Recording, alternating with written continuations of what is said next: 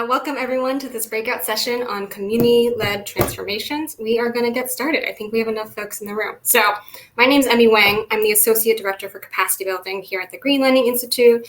And yeah, feeling super psyched for this conversation because we are going to get an inside view of some amazing work being pioneered by 2 California communities. So this session, again, focused on community-led transformations. To do that, we're going to zoom in on one specific program called the Transformative Climate Communities program. And we'll hear from 2 community-based organizations from Pacoima and East Oakland that are leading that work on the ground. So just to ground us a little bit, like, why are we here together in this virtual room, this virtual trap? So Green Lining's vision is building a just economy where we eliminate all forms of redlining and where we proactively greenline communities of color and build healthy, resilient, thriving communities. One of the ways that we're advancing that vision is through this program that is called Transformative Climate Communities, or TCC.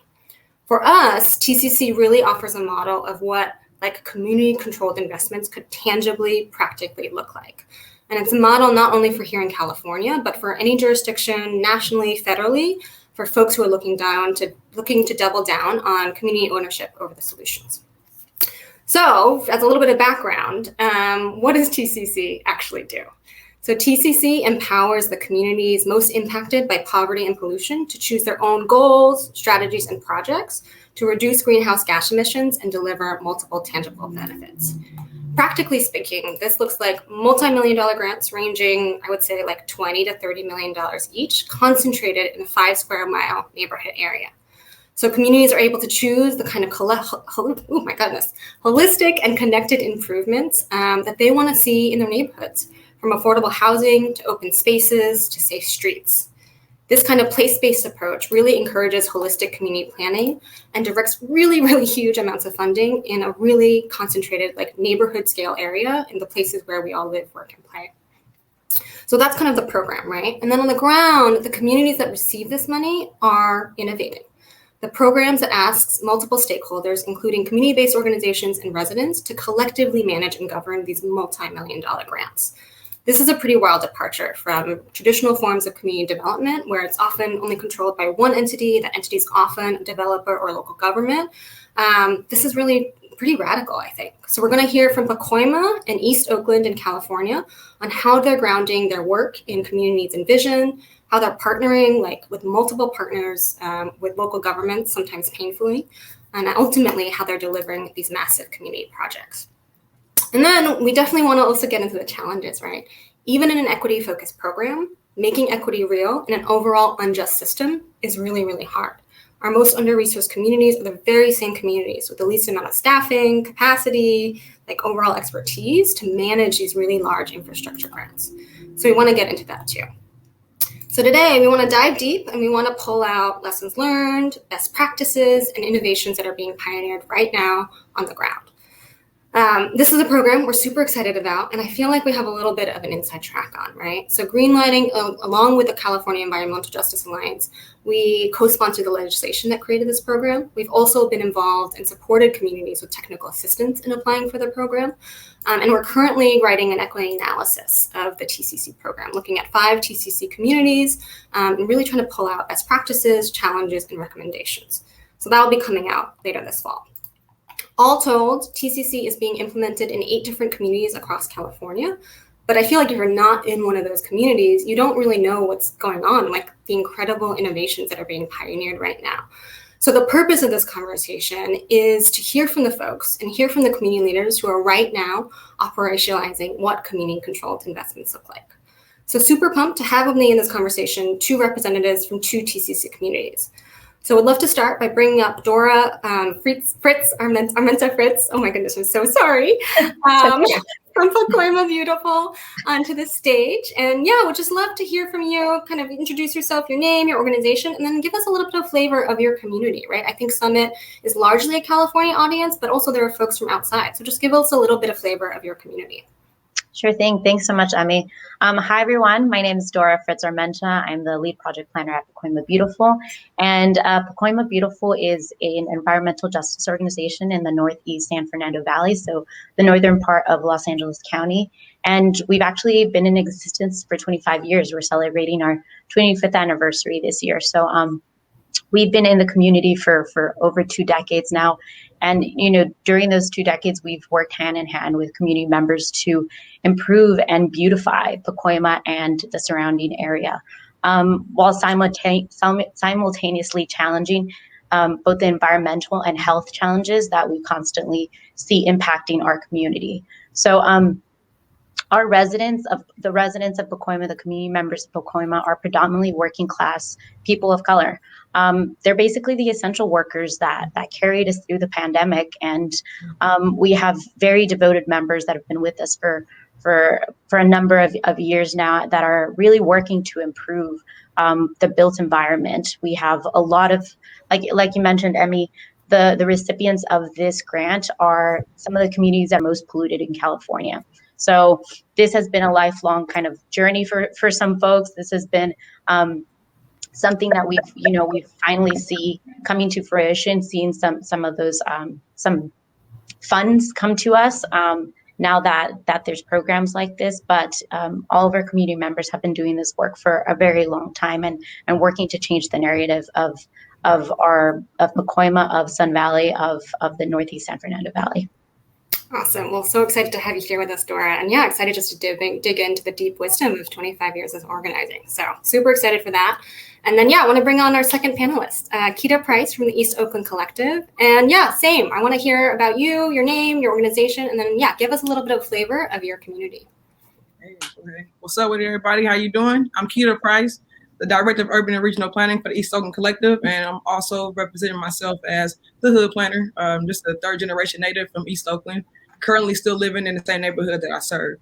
And so East Oakland, I don't know if everybody can see that redlining map behind us. Yeah, so everybody's probably familiar with that map. Our area has also been one of the red areas historically disadvantaged and redlined out of a lot of opportunities historically, even still, or whatnot. We feel like we're kind of like the last frontier holding against gentrification. Sadly, West Oakland is still holding on strong. We got a lot of comrades out there, but the wave of gentrification has just been sweeping, and so we feel like it's coming to East Oakland.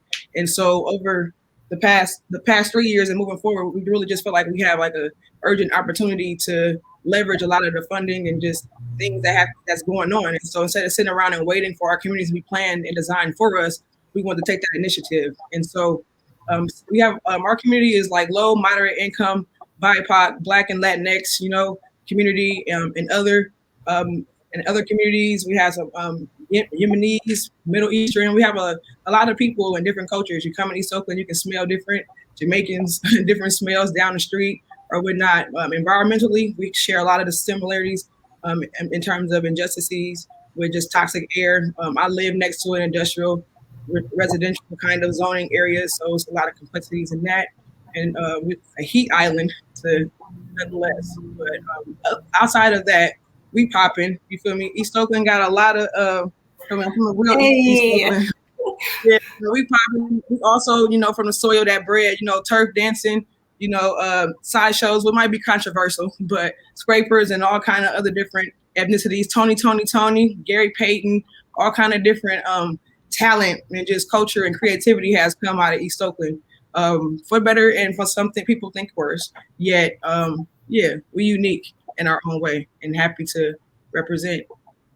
Yeah, love all these shout outs and love all the shout outs. So we want to get this conversation started and we really want to ground TCC and the incredible work that both of you are doing, right? I think some of our audience members probably aren't familiar with this program. So we just want to ground ourselves with like, what is going on? Like, what is happening, right? Each of you, Pacoima Beautiful and East Oakland Collective, you're both part of collaboratives that are managing what are called TCC grants. And Pacoima, I think you have a $23 million grant, which is insane. And then East Oakland, I think you have a $28 million grant, which is also insane. So we just want to better understand what's happening. So Dora, I want to ask you first, could you just let us know, like, what is your vision for what TCC will achieve in Pacoima? And then relatedly, like, where are you in implementation, right? Like, where are you in the process of achieving that vision? And just like help ground us and make it tangible for us. Yeah, definitely. So as you mentioned earlier, I mean, the whole point of this grant is to reduce greenhouse gas emissions. And so that could look a variety of ways. And the way that community kind of championed those changes was they wanted to bring in solar powered energy as well as green infrastructure. So they wanted to see that kind of play out in order to kind of combat pollution. And so the way that that's going to be coming into our project area, which is Pacoima and Sun Valley, is we're bringing solar power energy to both residential and commercial spaces, which is really awesome. It means that, not only do we have a bigger reliance on green energy, but that also reduces utilities prices for most of the folks, which is great, especially since we are working with mostly working class, low income folks. Additionally, we are planning to plant over 2,000 trees in the project area, which is huge. Kind of like a little bit what Keto was saying, we're also very much in an area it's heavily polluted and it gets hot in the summer. In the valley, it's like significantly a few degrees hotter than the rest of Los Angeles. So bringing in, 2,000 trees, planting to over 2,000 trees, that's going to mean, cooler summers for folks. It's going to mean better air quality over time. Additionally, we are also bringing a fleet of solar powered buses that are going to have a route through Pacoima and through Sun Valley. And that route is also going to be at a discounted price. So it's a dash route, which is significantly cheaper than any other kind of mode of public transportation, which is also really exciting, right? Like we're trying to make sure that whatever we bring into the community, it's something that is affordable and it's going to have benefits for them over time. So where are we in that process? It's kind of like a huge project, right? So there's 6 funded projects that we have, 3 of which I mentioned. So solar power, electric bus, bringing in trees. And so they're at different stages. Some of them require that we work very closely with city agencies. And as you know, Emmy and maybe Kita as well, that can take time, right? It can take time to figure out who the right person is at a specific agency that's willing to work with us and is willing to kind of go through the process. This is a 5-year process, a 5-year grant. And so some of that is going to require kind of data analysis and it's going to require a long time and a big commitment from the agencies that we're working with. So we're at different stages with each of the projects. However, I do want to mention that for the community engagement process, we're as Pacoima Beautiful, as the CBO to this project, we're kind of a little bit in all of the projects, especially if it's going to be, direct impact on community members, like the trees, like improvements to David M. Gonzalez Park. We want to make sure that that community has a voice throughout the process of this grant and the extension of this grant. So right now we're kind of, establishing some of those relationships with city agencies and working to see where we can input these projects. So all different stages, but I do want to say that we've already planted over 400 trees in the project area. We've completed a solar reflective mural at one of the elementary schools, which is really exciting because it was our youth that kind of imagined this project and worked with the local muralist to design it. And we've also started something we call Community Academia, which is a program that looks at air quality in the area, trying to make ambassadors of community members. And so we're kind of in the middle of that project as well. So a lot of really exciting stuff, but all at different stages. Yeah, I mean, that's just so incredible to hear, right? Street trees, solar, connectivity, public transit, discount, like those are things that our communities need to serve, and it's been far too long. And so it's amazing that it's being pioneered by you all, not only now, but in ways that are really true to community. And you lifted up the resident engagement and the ways in which this is built upon decades of resident organizing. So just wanted to, just give a big shout out for that, because I think I think it's not the norm for how community development often happens, and it's just incredible work. So with that, Kita, I want to turn to you now, right? I want you to paint us a picture of what the TCC work is doing for East Oakland, like what you hope that work advances. And then similarly, where are you in implementation, right? My understanding is that you received a grant in a different round than Pacoima, so a year later. So you might be like in the earlier stages. So what's your vision for where this work will go? Cool. Just a little context real quick and clarity for my multiple hats. So the East Oakland Collective, we actually participated heavily in the TCC's planning portion. So the 28 million that you mentioned came out of the TCC implementation. So in order to get that, to gear yourself for that implementation, we did a year round of planning with 12 different CBOs and the planning department in collaboration. And we can talk about deeper how that would happen there. But long story short, out of that process, we pretty much came out with some social, climate, and economic priorities from 6 different neighborhoods. And we have a final document called our Better Neighborhoods, Same Neighbors document, our EONI final plan. And so in this plan, different neighborhoods, each 6 neighborhoods have at least 10 to 5 different projects or programs recommended under a social, climate, or economic topic. And also within the TCC structure, there are intersecting elements that we really have to follow, which is anti-displacement, community engagement, and some other ones that's slipping my mind, workforce development, and some other things. So that was real important for us too. Moving forward into implementation for the 28 million, we basically had to plug through our EONI final plan and see what plans was like ready to go or fit for the rigorous criteria of the state process for the implementation plan. And so out of that, 3 actual projects from the plan was moved forward. And even though we didn't, no, actually 4, the housing project, the aquaponics center, the San Leandro Creek, and then youth bike enrichment. And then the extra component was affordable housing. And so, right now what's going on. So for the TCC implementation, I serve as a hood planner to do independent contracting to help pretty much to help the process and get the application in. And so EOC is not technically involved with the TCC implementation in the 28 million, yet we're still in support and knowing what's going on. And what we're trying to do is make sure that people understand that that's just 5 projects that was funded out of our whole plan. And so while that TCC implementation is cool, we've been like really trying to work to make sure that our EONI network that we created of partners, that we stand strong and people are staying accountable to this group, and that we're still trying to find funding for additional projects. But bringing it back to the 5 projects that I mentioned, the current project that I know that is already underway is the Scraper Bike and it's the Higher Ground and Scraper Bike Youth Bike Share Program. So they're pretty much doing the bike lending program by helping the youth do after school enrichment by learning design and and mechanics on the bike. And they get to, once they fix it and do all that learning, they get to keep a bike, not keep it, but lend it for like a year or whatnot. So that's a project that I know is most underway.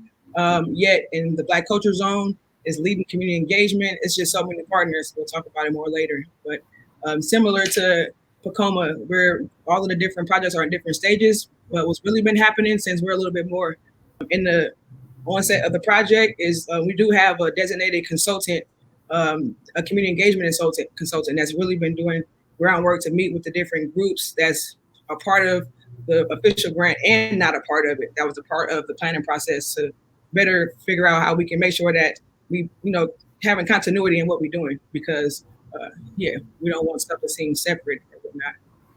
But we have a lot going on. We have a whole plan about 60 projects, but 5 projects was, uplifted through TCC. And so we're happy about that and talk about it. Yeah, and what I'm hearing there, right, you're like really uplifting like the continuity of transformation, and that this work happens, it's long-term, it needs to be sustainable, and it's not restricted to one project or one plan, right? So it has to start with the visioning, the planning, the community engagement that you talked about in the planning grant, right? Like these projects don't just appear out of nowhere. There has to be planning and coalition building and collaboration, right? And then you get it to the implementation grant, and that's happening. And as Ioni and as the Black Cultural Zone, you are all still, finding other ways to make all the other visions come true, right? And that is so important, that full spectrum and that full kind of pipeline of what community-controlled investments could look like. So, now I want to get into, and I feel like both of you have started to allude to this, which is like the collaborative governance piece of this program. So this program is unique in that it asks for multi-stakeholders, community-based organizations, residents, other partners, local government, to collaboratively govern and manage this crazy grant. And that's really different from traditional community grant development, where it's often only the city or a developer, and like that's it, right? So this is a best practice that we uplift, like if community investment should be community controlled, like that's what that means. And I think it's really challenging to make this happen in practice, right? You're each managing collectives or have been managing collectives of 7 to 10 partners. You're working with local government with whom you may not have trust. And it's just like a really, really big grant, right? And something that we found through kind of our equity analysis and the research that we're doing is that the communities that are most able to drive multi-stakeholder partnerships in service of a community vision it's really dependent on 3 key governance actors, right? So having a strong community anchor, having a supportive local government, and then having technical assistance, right? So strong community anchor, supportive enough political environment, and then technical assistance to augment your capacity and skills. Like these are the workings, the ingredients of really successful collaborative governance. So what we want to do here is I want to learn from you all like how this is all going. So Kita, I want to start with you because you are, as part of the East Oakland Collective, you're in a collaborative, or you were in a collaborative, I think of 7 different partners on the TCC planning and implementation. 12, oh my goodness. Okay, 12 different partners, and you're working with the City of Oakland, who is like the formal grantee on the project, right? The City of Oakland receives the money, they are the grantee. So a little bit of a 2-part question for you. One is just like, A, how does this work? Like, how do you collaboratively manage a grant? And then 2 is, how do you share power with a city entity? Like, how do you share decision-making authority when you're in collaboration, not only with 12 other partners, but also your local government? So, right, I'll start with the sharing power because I'll just say one thing that we learned for EOC and a lot of other groups. It was our first time being in a formal planning process. We just know we want to better our neighborhoods. Some of our comrades and other peers and colleagues had came up, showed us this grant opportunity.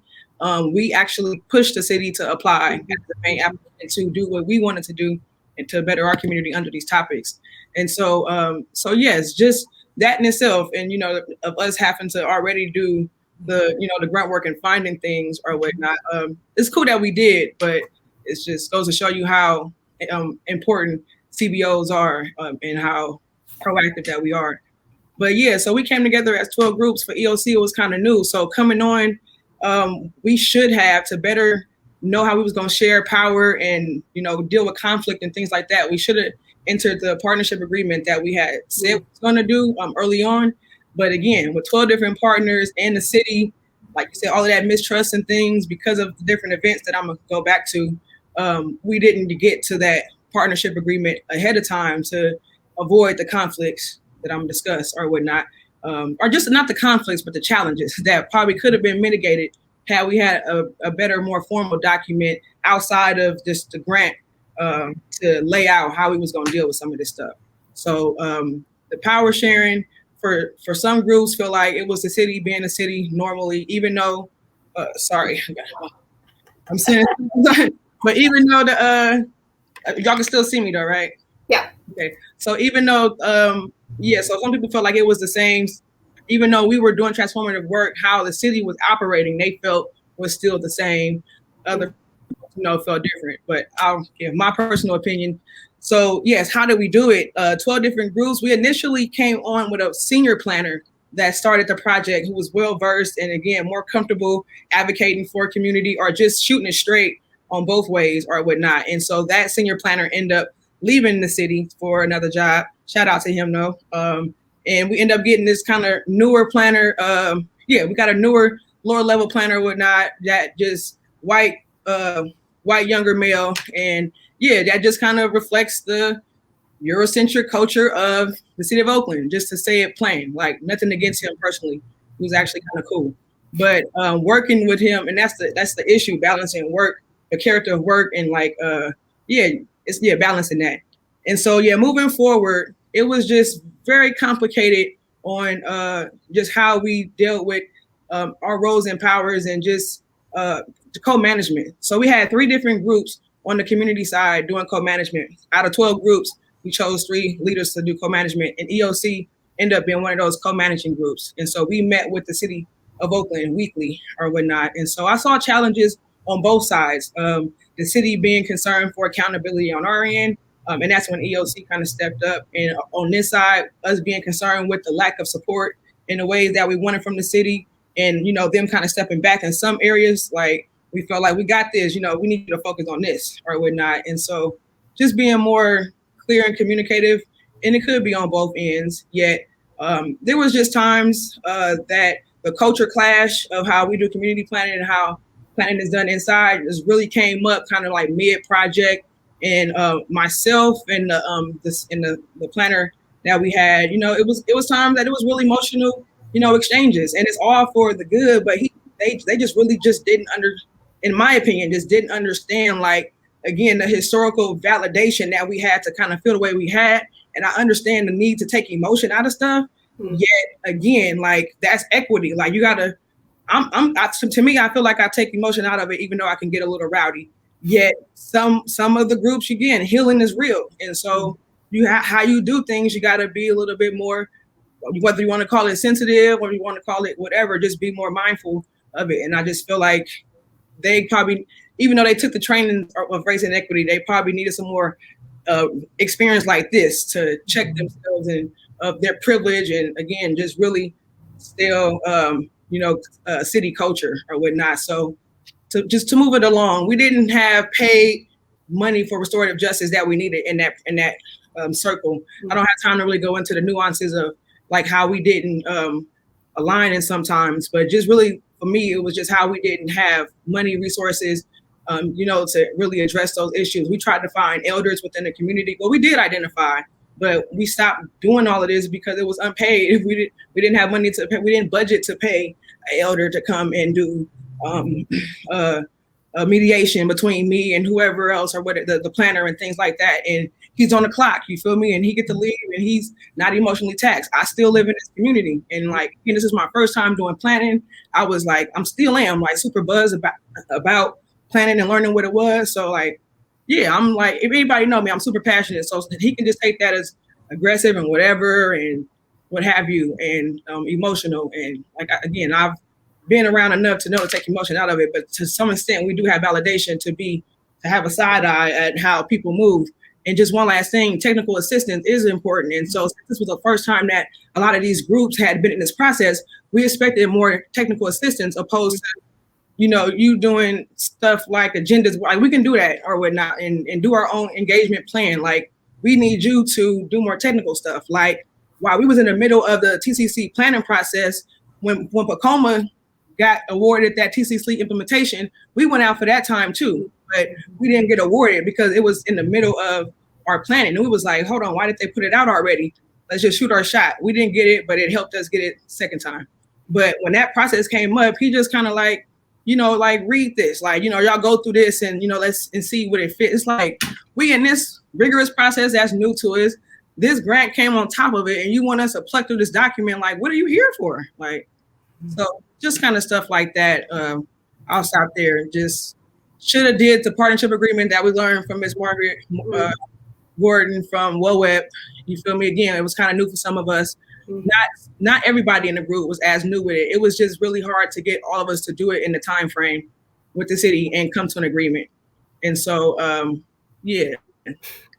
Yeah. Well, I mean, I appreciate you going in so deep with us, right? Because like, you are showing us what happens on the ground, like all the I mean, they're actually really big, but all the different culture clashes, the ways in which, institutional power often isn't where communities at, the ways in which it's a job and it's not my neighborhood, it's not my community, right? Like, these are all just the real stuff that gets in the way and that makes it hard and makes it frustrating to do these projects. But also, it's so necessary to like start building, start just pushing at it if we're gonna do more community control of our projects. So appreciate you just like going deep, because I think it's giving us and the audience just a little glimpse of like what it tangibly looks like.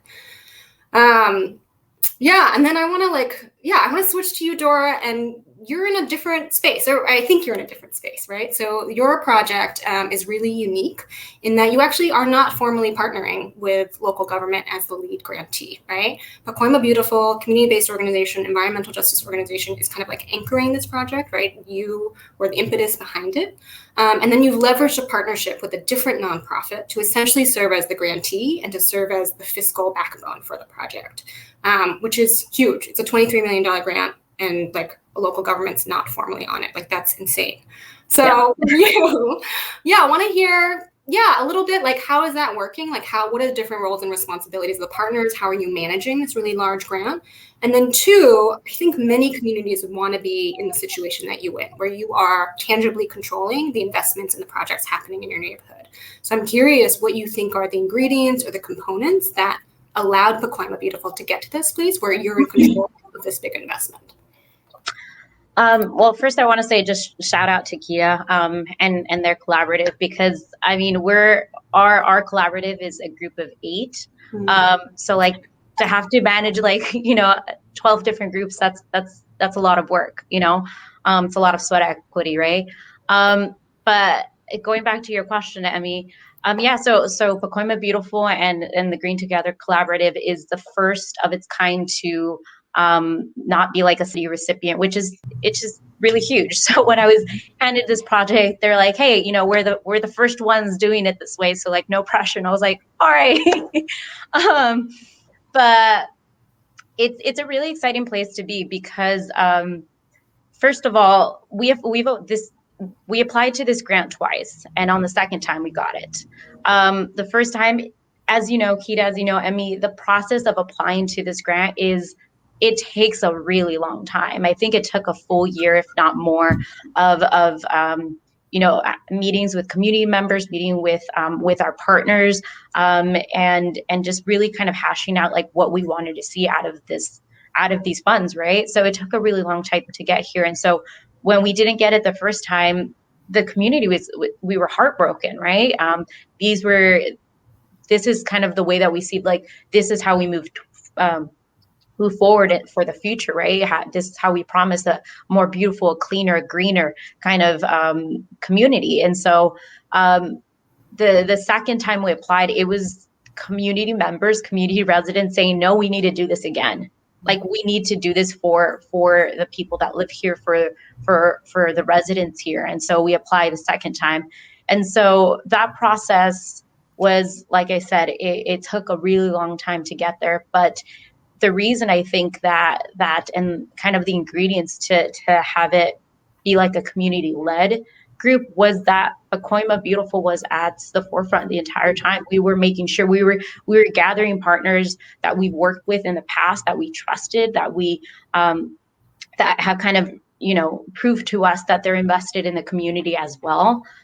We were identifying those folks and bringing them on board. And so we were the ones that kind of convened everyone. And that's, I think, how we got to this point where we are really spearheading the project and having our partners kind of back us up, and having a fiduciary sponsor that, really kind of trusts our process. So what does that look like now, right? How do we manage those relationships? So we have monthly meetings where all of our partners show up, and all of the funded project partners show up, and we kind of do like a report back. What's working, what isn't, where are we stuck? How is the process going? Where do we need support? We have a few allies in the mayor's office. So when things kind of slow down, or where we don't find that a city agency is necessarily being super responsive, or we're lost with some of those communications, we usually have that mayor's staff person kind of help us through and push us along. So that's been super, super helpful. And some of those relationships were established before this project. Additionally, we also have steering committee meetings. So Pacoima Beautiful, the CBO, is always at those meetings. And so there's three chairs. So it's ourselves, the community partners, our fiduciary sponsor, and the third seat is rotating. So there's always like kind of a rotating chair. So we had one of our partners last year, they were on board for a year, and then we just moved on to a different partner that's part of that steering committee. And really those conversations are to figure out how we support people that or support projects that are maybe not moving forward. And it's also to have a conversation with SGC and let them know like, hey, we thought we might be able to do this thing, but we're actually seeing a lot of challenges. And we saw a lot of that last year because of COVID, right? We couldn't necessarily do door-to-door knocking. So what does that look like? How does that change?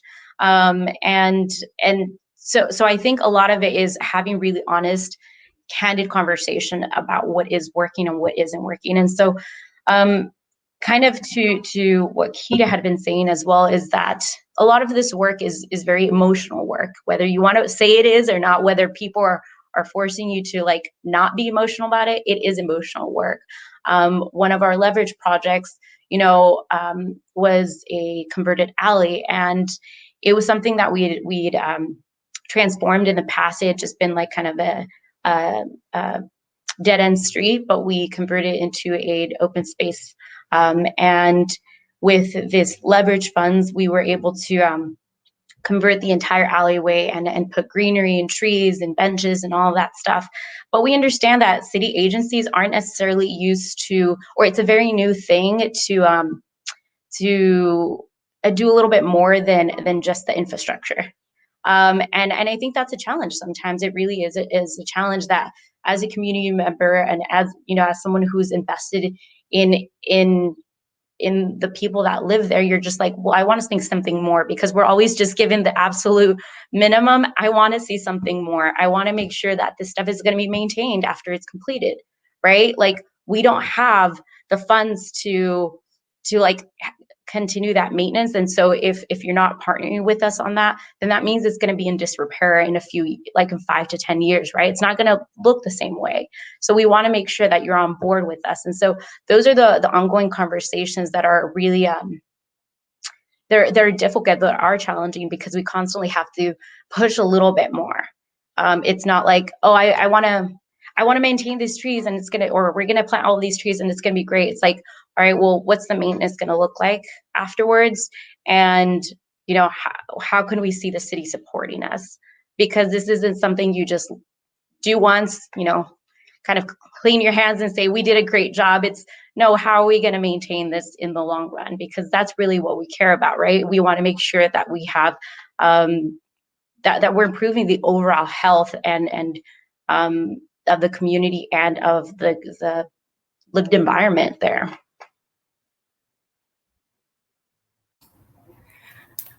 Awesome. Yeah, I think what I'm hearing in that is just like the deep level of work involved in making this real, and also the deep level of strategy and like long-term deep relationships and thinking that has enabled Pacoima Beautiful to get to this point where you are now like in the mix, right? You are now like in the trenches trying to manage this grant that comes with its daily challenges and like daily hard work.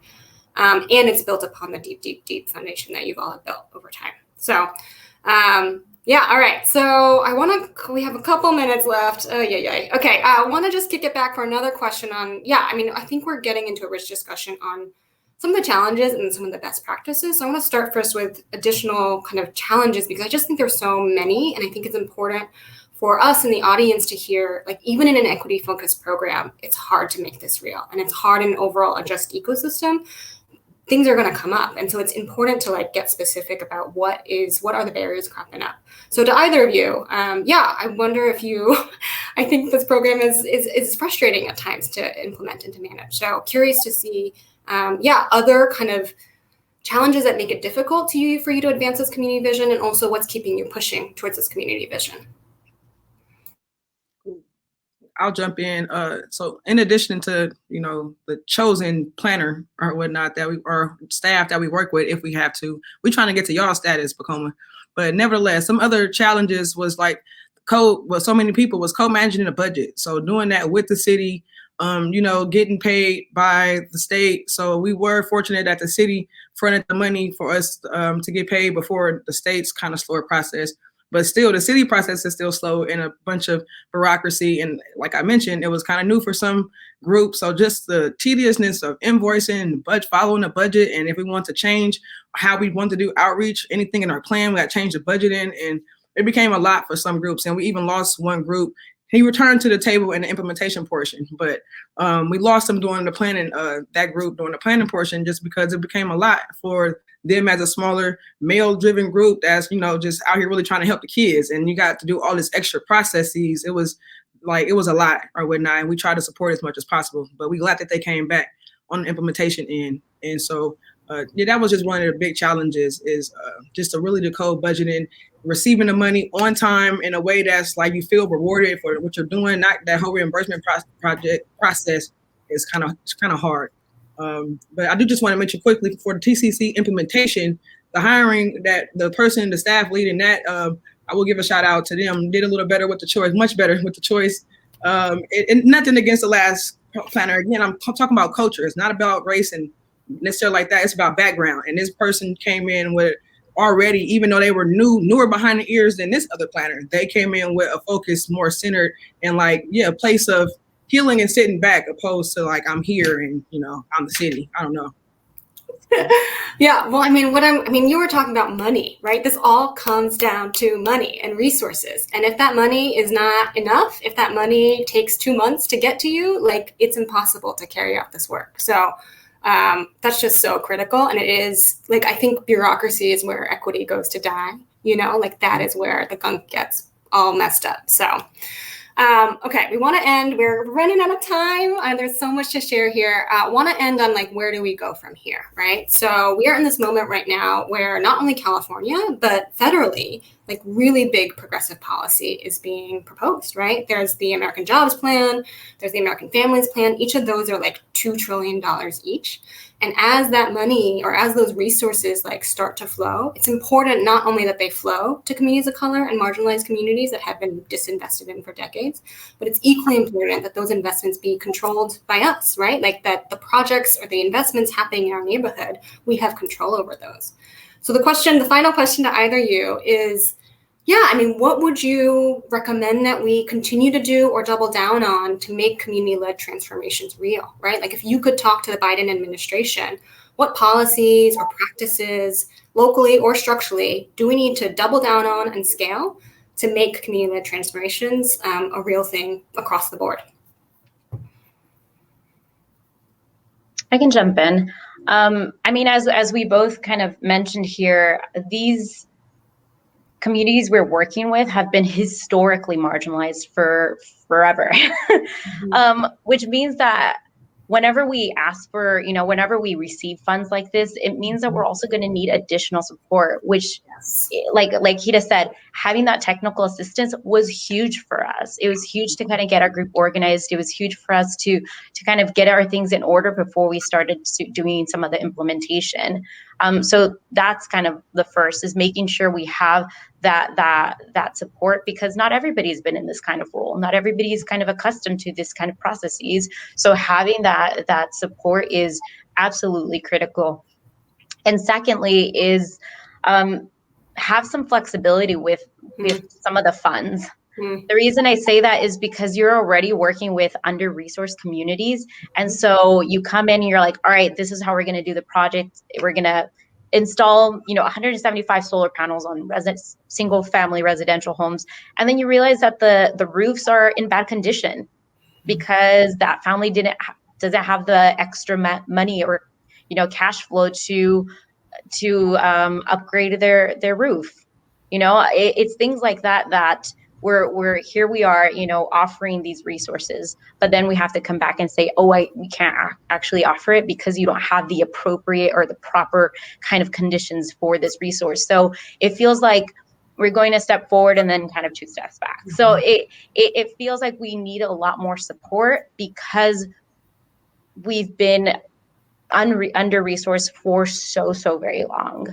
So in order to really make changes, you have to be flexible. And I know sometimes state grants can be very rigid and very all right, this is what we're going to do. It's in this box. It's in this, here's a checkbox. This is what you're going to complete by the end of the 5 years or whatever the case. we need more flexibility, because that's not how life works. That's not, you know, sometimes we don't find out that we can't do something until way into the process. So there needs to be a little bit more flexibility, specifically when working with under-resourced communities, communities of color, low-income communities. So those are my recommendations. Yes, flexibility, TA, technical assistance. Like we need way more of that. Awesome. Keto, what about you? What do you think? What do we need to keep on doing or doubling down on? Cool. For us, it's about, for East Oakland, it's about continuing on those 60 projects. Mm-hmm. We want to see more funding in the different areas that's going to move those forward. So definitely double down on projects like this, including the TA. So don't want to repeat what you said, because basically double down on all of that. But in addition to that, making sure that we fund streams that will support like stuff like the Plan Bay area, any kind of shoreline, this is kind of stuff that we have in our plans to help our community. So for us, we want to see more resources towards that shoreline planning, Plan Bay area, for us, we can our access and connectivity issues, and housing. So for us, that's for East Oakland Collective. That's what we're working on. We'd like to see more moving forward, and less restrictions on qualifying groups to be lead applicants, so that we can just like a Tacoma and such. It was just it was a bummer for some of the groups and projects not to be uplifted through this process, just because of them not being like ready, shovel ready. Or not that term, like learning that term and things was new for some. Yeah, my boss says shovel ready ain't equity ready, right? Like shovel ready is antithetical to equity and to the needs of, like Dora was saying, like our most under-resourced communities. So, all right, y'all, I think we are at time. Thank you so much, Keita and Dora, for your wisdom, your lived experiences, and the deep kind of strategy and organizing and planning work that both of you are pioneering. So exciting to hear about the projects that are happening now, as well as like the visions for the future, right? Like it is because of this kind of leadership, this kind of community leadership, that we're going to see a different world, you know? And just so excited to be able to benefit from your deep wisdom. Okay, y'all, that is the end of time. I think, just so I can wrap up real quick. I mean, for me, what's really clear is that the TCC approach is an important approach, and so much more is needed, right? Structurally, we need to resource community-led transformation all the way from planning to implementation to like mega projects, right? All of that needs to happen across the board so that more communities have the ability to take ownership over the projects happening in their neighborhoods. And all of this is going to take resources. So calling any funders, any folks with institutional power in this room, because if we believe in community self-determination, that like we have to back up our values with the resources to show it, right? And this work, like all work, takes money. It takes resources. And so, I think that's my clarion call to all of us is like, let's do more of this work and let's find ways structurally to make this work happen. So that is the end of our time. Thank you so much, Keita and Dora. Really appreciate it. Thank you so much, audience, for sticking with us in the virtual hellscape for an hour. Next up we have, next up is a break. So please step away from your computers, get some lunch, and we will come back at 12:30, so in half an hour, for the keynote by Isabel Wilkerson, which is be on the main stage. So that's it. Everyone, thanks for sharing space. Bye.